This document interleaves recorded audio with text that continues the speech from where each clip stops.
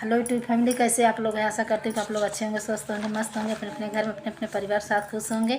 और देखिए हम लोग पूर्वी छपरैया गीत सुना रहे हैं, आप लोग सुनिएगा। ढेर सारा प्यार दुलार आशीर्वाद जरूर दीजिएगा। चैनल पर नए हैं, चैनल को लाइक सब्सक्राइब प्लीज जरूर करिएगा। अच्छा लगे तो शेयर भी करिएगा आप लोग। कि कैसे काहे जिया राजा रे, आँखिया से लोग गिरे, कैसे काहे जिया राजा रे, आँखिया से लोरवा गिरे। अरे सखिया रे कैले बलमुआ हमसे चोरी होरा, हे सखिया रे कैले बलमुआ हमरो चोरी हो राम। अरे सखिया रे कैले बलमुआ हमसे चोरी हो राम।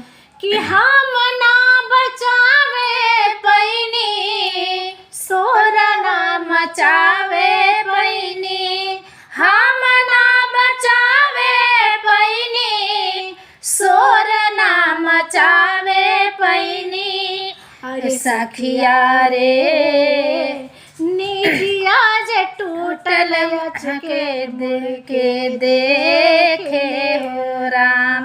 हे सखिया रे निदिया टूट के मुड़ के देखे हो राम। अरे सखिया रे कैले बलमुआ हमसे चोरी है राम। सखिया रे कैले बलमुआ हमसे चोरी है राम।